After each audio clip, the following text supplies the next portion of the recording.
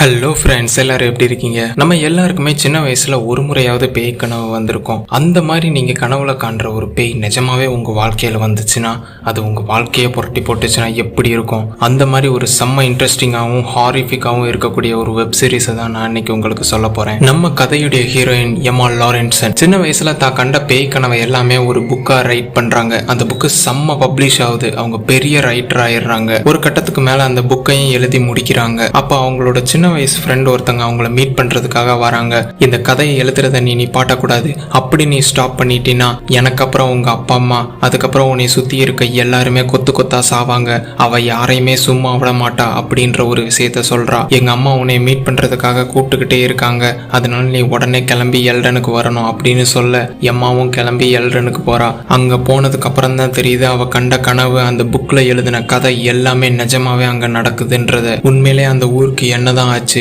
அவளுக்கு எதுக்கு அந்த கனவு வரணும், அந்த கனவுல வர்ற அந்த பேய் யாரு, இதுல இருந்து எம்மா தப்பிச்சாலா, அவளோட குடும்பம் தப்பிச்சிச்சா அப்படின்றத செம்ம இன்ட்ரெஸ்டிங்காகவும் கிறிஸ்பன் டர்ன்ஸோட ஒரு ஹாரிஃபிக்கா சொல்ற சீரீஸ் தான் மேரியன். Welcome to ஃபில்ம்லேண்ட். வாங்க கதைக்குள்ள போகலாம். ஓப்பனிங் சீன்ல ஒரு பெரிய ஹோலை காட்டுறாங்க. அங்க கட் பண்ணோம்னா ஒரு வீட்டை காட்டுறாங்க. அந்த வீட்டுக்குள்ள எம்மா எழுதின நாவல்ஸ், அவளுடைய ஆர்டிகிள்ஸ் எல்லாமே இருக்குது. அங்க ஒரு பொண்ணு பதட்டத்தோட போய்கிட்டு இருக்கா. இவ பேரு தான் கரோலின். கிச்சன்ல ஏதோ சத்தம் கேக்குதுன்னு சொல்லிட்டு அவ போக, அம்மா நீங்க தானா அப்படின்னு சொல்லிட்டு பதட்டமாவே போய்கிட்டு இருக்கா. அங்க அவங்க அம்மா வித்தியாசமா ஏதோ பண்ணிக்கிட்டு இருக்காங்க. அம்மா நீங்க ஓகே தானா அப்படின்னு இவ கேட்க, அப்படியே அவங்க விகாரமா திரும்பி, ஓ கேத்ரின் வந்துட்டியா அப்படின்னு கேக்குறாங்க. அம்மா என் பேரு கரோலின் அப்படின்னு இவ சொல்ல, உடனே அவங்க அம்மா கையில ஏதோ மெட்டல் கட்டர் மாதிரி வச்சிருக்காங்க. அதை வச்சு அவங்க வாயை கிழிச்சு அவங்க பல்ல அப்படியே வெட்டுக்குன்னு பிடிங்கிடுறாங்க. இதை பார்த்து கரோலின் ஷாக் ஆக அந்த பல்ல எடுத்து அவங்க சொல்றாங்க, இது எம்மா லாரன்சனுக்காக. அப்படியே அங்க கட் பண்ணோம்னா இங்க நம்ம கதையுடைய ஹீரோயினை காட்டுறாங்க. இவங்க பேர் தான் எம்மா லாரன்சன். தான் எழுதின பேய் கதையுடைய கடைசி பார்ட்டான லிஸி லார்க்ன்ற ஒரு புக்கை வந்து ரிலீஸ் பண்றாங்க.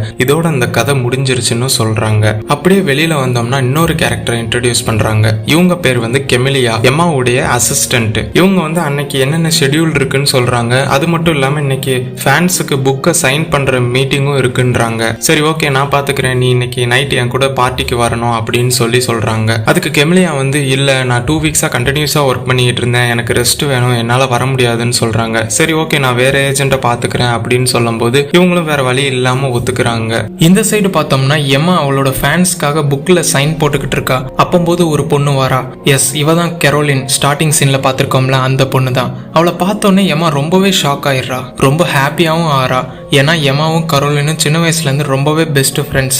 ஆக்சுவலி இவளோட சேர்த்து ஒரு 5 பேர் பெஸ்ட் ஃப்ரெண்ட்ஸா இருப்பாங்க. அது யாருன்னு பின்னாடி சொல்றேன். இவங்க எல்லாருமே எல்டன்ன்ற ஒரு ஊர்ல தான் வாழ்ந்துகிட்டு வந்திருப்பாங்க. அதுக்கப்புறம் எம்மா அந்த ஊரை விட்டு வந்திருப்பா. கிட்டத்தட்ட 15 வருஷம் கழிச்சு இவங்க மீட் பண்றாங்க. எதுக்கு வந்திருக்கான்னா, எங்க அம்மா உன் புக்கை ரொம்பவே படிக்கிறாங்க, அவங்க ரொம்ப முடியாம இருக்காங்க, அவங்க தன்னைத்தானே மேரியன்ன்ற சொல்லிக்கிறாங்க அப்படின்னு அவ சொல்ல, ஆமா மேரியன்றது ஒரு ஃபிக்ஷனல் கேரக்டர் தான், அது ஒன்றும் ரொம்ப பெருசெல்லாம் கிடையாதுன்னு சொல்ல, அது ஒன்றும் ஃபிக்ஷனல் கேரக்டர் கிடையாது, அது உன்னோட நைட் மேர்ஸ், உனக்கு வரக்கூடிய கெட்ட கனவுகள். சின்ன வயசுல என்ன ஆச்சுன்னு உனக்கு தெரியாதா, அந்த லைட் ஹவுஸ்ல நடந்த சம்பவம் எல்லாத்துக்குமே நீ தான் காரணம் ஏமா அப்படின்னு சொல்லி அவ குற்றச்சாட்டு வைக்கிறா. அதுக்கப்புறம் அவளோட பேக்ல இருந்து ஒரு சின்ன கோணிப்பை மாதிரி ஏதோ ஒன்னு எடுத்து கரோலின் வந்து எம்மாட்ட தாரா. இதை ஓபன் பண்ணி பாரு அப்படின்னு சொல்ல எம்மாவும் பதட்டத்தோட அதை ஓபன் பண்ணி பாக்குறா. பார்த்தோம்னா அதுல ஒரே ரத்தம், அதுக்குள்ள 3 பல்கள் இருக்குது. இதை தான் ஸ்டார்டிங் சீன்ல அவங்க அம்மா அப்படியே கட் பண்ணியிருப்பாங்க. இதை பார்த்தோன்னே எம்மாவுக்கு ரொம்பவே ஷாக் ஆயிருது. அதுக்கப்புறம் கரோலின் சொல்றா, நான் தூங்கிக்கிட்டு இருக்கும் போது எங்க அம்மா என்னையே பார்த்துக்கிட்டு இருப்பாங்க,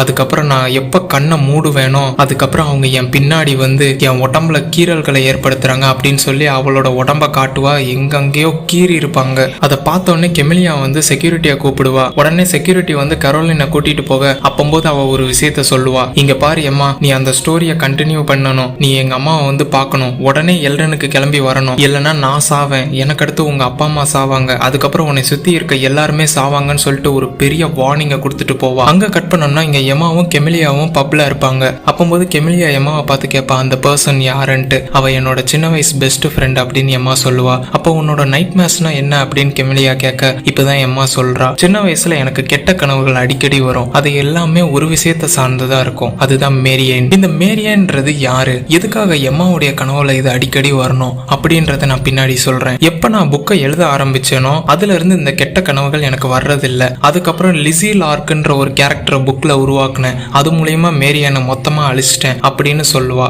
ஓகே எம்மா, இப்ப நீ போய் பியர்ஸை பார்க்கணும் அப்படின்னு சொல்ல எம்மாவும் அங்க இருந்து கிளம்பிடுவா. பியர்ஸ்னா வேற யாரும் கிடையாது, எம்மாவுடைய பாய் ஃப்ரெண்டு தான். ஆனா அந்த கேரக்டர் பெருசா காட்ட மாட்டாங்க. அங்க கட் பண்ணோம்னா எம்மா வந்து வீட்டுக்கு வரா. பியர்ஸ் நல்லா தூங்கிட்டு இருக்கான். சரின்னு சொல்லிட்டு எம்மாவும் தூங்குறா. அப்போது ஏதோ ஒரு ஃபுட் ஸ்டெப் சத்தம் கேட்டுக்கிட்டே இருக்குது. எம்மா படக்குன்னு முழிச்சு பாக்குறா. அவளோட பேரை யாரோ சொல்லி கூப்பிட்டுக்கிட்டே இருக்கிறாங்க. இவளுக்கு அப்படியே பதட்டம் ஆகுது. அதுக்கப்புறம் பக்கத்துல இருக்க டோர் அப்படியே மெதுவா ஓபன் ஆகுது. அதுல இருந்து ஒரு கருப்பு கலர் உருவம் அப்படியே தெரியுது. பக்கத்துல இருக்க பியர்ஸ் எந்திரி எந்திரி இங்க பாரு அப்படின்னு சொல்லி கூப்பிட்டுக்கிட்டு இருக்கா. ஆனா பியர்ஸ் நல்லாவே தூங்கிட்டு இருக்கான். சடனா இவ திரும்பி பாக்குறா, அந்த உருவம் அங்க இல்ல. அப்படியே ஒரு செகண்டுக்குள்ள ஏதோ கருப்பு கலர் உருவம் அவ பெட்டுக்கிட்ட டக்குன்னு வந்துருது. இவ அப்படியே பதட்டத்துல உட்கார்ந்துருக்கா. அப்படியே அந்த உருவம் மெல்ல அந்த பெட்ஷீட்டை கை வைக்குது. இவ டப்புன்னு முழிச்சிடுறா. பார்த்தா இது எல்லாமே ஒரு கனவு. அதுக்கப்புறம் பியர்ஸ் அரை தூக்கத்துல கேக்குறான், என்னம்மா கெட்ட கனவு கண்டியா, நிம்மதியா தூங்கு அப்படின்னு சொல்ல எம்மாவும் திரும்ப தூங்க ஆரம்பிக்கிறா. அப்போது பியர்ஸ நீ இங்கிட்டு திரும்பி படு அப்படின்னு சொல்ல அவனும் அப்படியே மெல்ல திரும்புறான். இவ அப்படியே இந்த சைடு டேர்ன் ஆகுறா. நோ நோ நோ, இதுவும் கனவு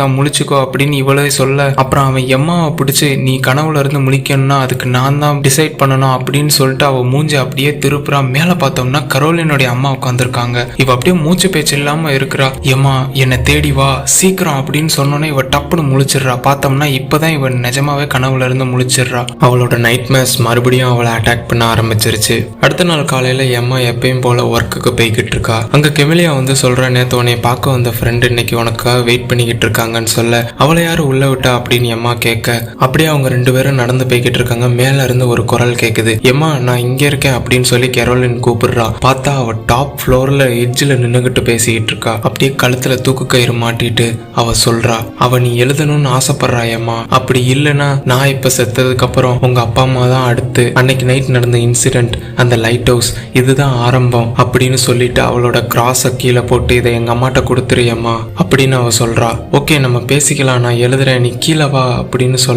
அவ என்னைக்குமே யாரையுமே வெறுங்கையோட அனுப்புனது இல்லையம்மா அப்படின்னு சொல்லிட்டு டப்புன்னு குதிச்சிடுறா. அந்த இடத்துல அவ கழுத்து உடஞ்சு அப்படியே இறந்தும் போயிடுறா. அப்படியே எம்மா கெமிலியா அந்த ஆபீஸ்ல ஒர்க் பண்றவங்க பேசிக்கிட்டு இருக்காங்க. அப்போது அந்த ஆபீஸ் ஸ்டாஃப் சொல்றாரு, கெரோலின் சாகிறதுக்கு முன்னாடி உங்க அப்பா அம்மாவை தான் சொன்னாங்க, ஸோ அவங்களுக்கு எதுவும் பெரிய ஆபத்து இருக்கலாம், நீங்க உடனே உங்க அப்பா அம்மாவுக்கு கால் பண்ணுங்கன்னு சொன்னோன்னே எம்மா அதை மறுக்கிறா. இல்ல இருக்கட்டும் அவங்க நல்லா தான் இருப்பாங்க அப்படின்னு சொல்லி ஒரு தடுமாற்றம். இதுல இருந்தே நம்ம புரிஞ்சுக்கலாம் எம்மாவுக்கும் அவங்களுடைய பேரண்ட்ஸுக்கும் நடுவில் ஏதோ ஒரு மிஸ் அண்டர்ஸ்டாண்டிங் இருக்குதுன்ட்டு. இருந்தாலும் எம்மாவுக்கு மனசு கேட்கல. தன்னோட பேரண்ட்ஸ்க்கு ஏதாவது ஆபத்து நடந்துருச்சுன்னா அதனால என்ன பண்றாங்கன்னா கெமிலியாவும் எம்மாவும் சேர்ந்து எல்டனுக்கு புறப்படுறாங்க. இங்கதான் கதையே ஆரம்பிக்க போகுது. போற வழியில கெமிலியா எம்மாவை பார்த்து கேட்கற, அந்த மேரியன்றது யாரு அப்படின்ட்டு. அதுக்கு எம்மா சொல்ற, நீ என்னோட ஹாரர் புக்ஸ் எல்லாம் படிச்சதே இல்லையா, அதுல இருக்க சாப்டர்ஸ் நீ ஒன்னு கூட வாசிச்சது இல்லையான்னு கேட்க எனக்கு ஹாரரே பிடிக்காது, ரொம்ப பயமா இருக்கும்னு கெமிலியா சொல்ல எம்மா ரொம்பவே ஷாக் ஆயிடுறா. அதுக்கப்புறம் எம்மா சொல்ல ஆரம்பிக்கிறா, மேரியன்றது ஒரு விச், அவ வந்து சாத்தானுடைய மனைவி, அவ ஒருத்தவங்களுடைய சோலை கைப்பற்றி அவளுக்குள்ள அப்படியே போயிருவாங்க.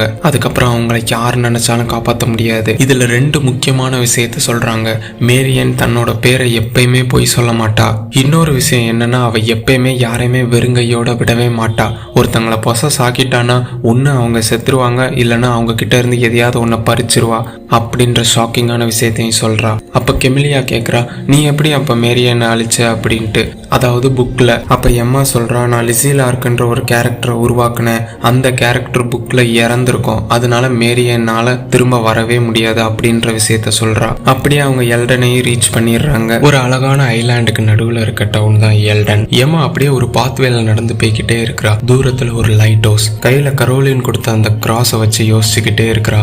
அப்போது தூரத்துல இருந்து ஒரு சவுண்டு கேக்குது, எம்மா இங்க வா, என்னை தேடி வா அப்படின்னு சொன்னோன்னே எம்மா மறுபடியும் ஷாக் ஆக அது வேற யாரும் இல்ல, மேரியன் தான் எம்மாவை கூப்பிடுறா. அப்படியே திரும்பி போய்கிட்டு இருக்கா. சடனா அங்க ஒரு பிரீஸ்ட் நிக்கிறாப்ல, கையில ஒரு டாக் வச்சிருக்காப்ல. அந்த டாக் குலைச்சுக்கிட்டே இருக்குது. நீ எதுக்கு இங்க வந்த அப்படின்னு சொல்லி ரொம்பவே டென்ஷன் ஆகுறாப்ல. எம்மாவுக்கும் அந்த பிரீஸ்டுக்கும் ஆகவே ஆகாது. நான் கொஞ்ச நேரம் தான் இருப்பேன், எங்க பேரண்ட்ஸை பார்த்துட்டு நான் இங்க இருந்து கிளம்பிடுவேன் அப்படின்னு சொல்ல, நல்லது சீக்கிரம் கிளம்பு அப்படின்னு சொல்லி அவரும் போயிடுறாப்ல. அப்படியே கட் பண்ணோம்னா எம்மாவும் கெமிலியாவும் நேரா கரோலினுடைய வீட்டுக்கு போறாங்க. பிரச்சனையே அங்கதானே ஆரம்பிச்சிச்சு. காலிங் பெல் அமுக்கணும்னே அவங்க அம்மா வெளியில வராங்க. அவங்கள பார்க்கவே ரொம்பவே ஸ்ட்ரேஞ்சா இருக்காங்க. எதுக்கு இங்க வந்தீங்க அப்படின்னு கேட்க, உங்க பொண்ணுடைய இறப்புக்கு நாங்க வருத்தம் தெரிவிக்கிறோம் அப்படின்னு சொல்ல, ஆமா சரி நீங்க உள்ள வாங்க, நான் உங்களுக்கு கொஞ்சம் டீ போட்டு கொண்டு வரேன் அப்படின்னு சொல்லி கூப்பிட இவங்க ரெண்டு பேரும் பின்னாடியே போறாங்க. ஆனா அவங்க பொண்ணு இறந்ததுக்கான வருத்தமே சந்தோஷமே அவங்க முகத்துல தெரியல. அப்புறம் எம்மா வந்து கெரோலின் கொடுக்க சொன்ன கிராஸ் அவங்ககிட்ட கொடுக்க அவங்க அப்படியே மிரண்டு போயிடுறாங்க. அந்த கிராஸே அவங்க வாங்குறதுக்கு பயப்படுறாங்க. அப்படியே சரின்னு சொல்லிட்டு உள்ள கொண்டு போக இவங்க 2 பேரும் சேர்ல உட்காந்துட்டு ரொம்பவே யோசிக்கிறாங்க.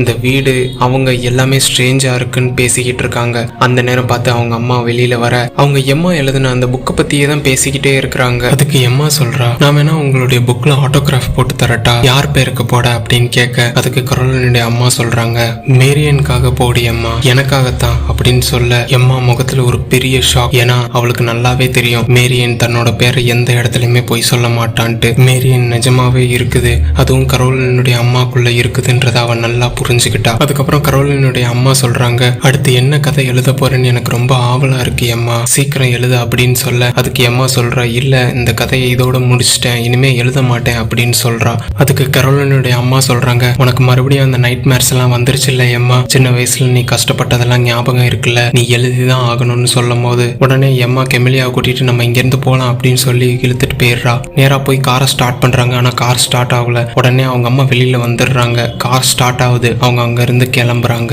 இப்போ உங்க அம்மா அப்பாவை பார்க்க போறியா அம்மா, அடுத்து உனக்கு பிடிச்சவங்க ரிலேட்டிவ்ஸ் எல்லாரையுமே அடுத்தடுத்து சந்திப்பேன் அம்மா, நான் எப்பயும் யாரையும் வெறுங்கையோட விட்டதில்லை அம்மா அப்படின்னு சொல்லி ஒரு வார்னிங்கை கொடுக்குறா. அப்படியே அங்க கட் பண்ணோம்னா எம்மாவும் கெமிலியாவும் நேரா எம்மாவுடைய பேரண்ட்ஸ் வீட்டுக்கு போறாங்க. அடுத்து என்ன நடக்க போகுதுன்னு ஒரு ஷாக்லேயே போறாங்க. அப்போது எம்மா அவளோட வீட்டுக்கு வாசல்ல ஒரு வித்தியாசமா இருக்கிறத நோட் பண்றா. என்னன்னா கெரோலின் ஸ்டார்டிங்ல கொடுத்தாலும் அதே மாதிரி ஒரு சின்ன கோணிப்பை இங்கேயும் கட்டி இருக்குது.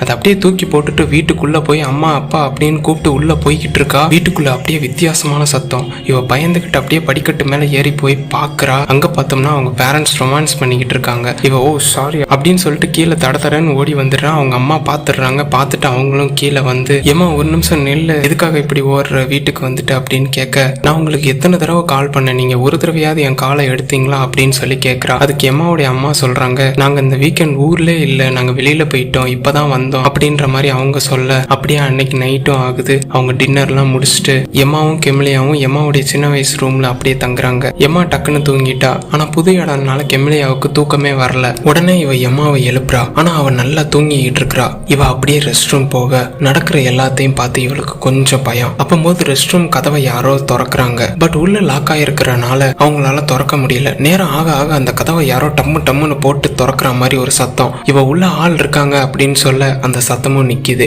இவ வெளியில வந்து பாக்குறா, யாருமே இல்ல. அப்படியே நடந்து போய்கிட்டே இருக்கிறா. கீழே பார்த்தோம்னா எம்மாவுடைய அம்மா உடம்புல ஒரு துணி இல்லாம அப்படியே நடந்து போய்கிட்டு இருக்கிறாங்க.